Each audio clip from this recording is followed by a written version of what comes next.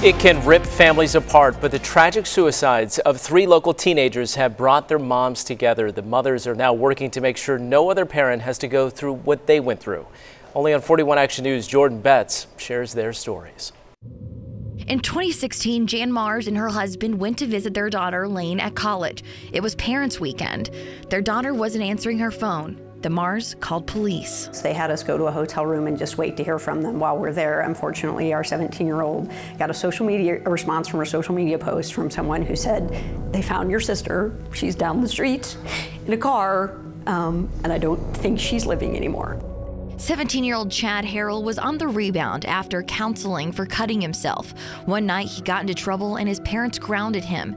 After his mom kissed him goodnight, she didn't feel right about it, and she checked on him 2 hours later. I went into his room and he had taken his own life in those 2 hours.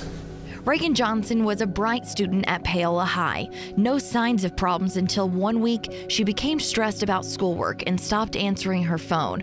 Her mom got the call when she walked into the movie theater. Well, I didn't really want to tell you this on the phone. Tell me what? Where's Reagan? I've been trying to get a hold of her. Reagan's dead.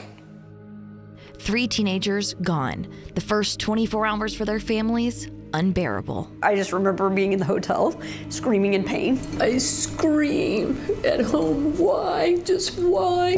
Years later, these moms keep asking themselves, why? Losing your child to suicide makes you question everything about yourself. It haunts you. As a parent, it just haunts you. All over the U.S., teen suicide is on the rise. It is the second leading cause of death of people ages 15 to 34. According to the American Foundation for Suicide Prevention, Kansas ranks 15th in the country. Missouri is 13th.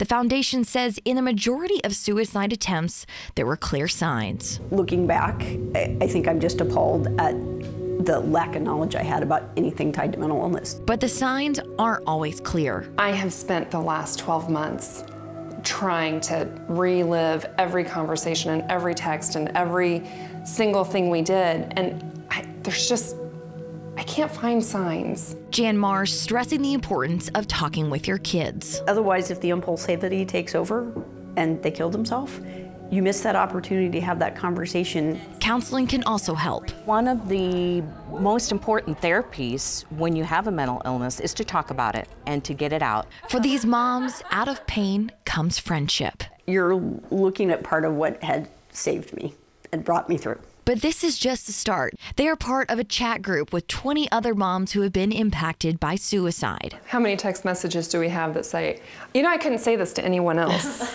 These ladies are a reason to smile. Still, their pain will never go away. I never am not thinking about him. Everything reminds me of her. You celebrate the success and then say, why did I have to sacrifice my child to get here? Sylvia Harrell with this stinging message for her son. I would just tell him, I missed you so much. I missed you so much. And if you would have just taken the 3 steps out of your room, your sister was awake. If you would have just asked for help, if you would have given us the chance to help you, you would be moving on with a great, happy, fulfilling life. Jordan Betts, 41 Action News. Well, a very powerful story there. The mothers you just heard from have either joined or created nonprofits trying to combat teen suicide. BJ Thomas created Shifting Gears for Reagan, which provides scholarships for seniors.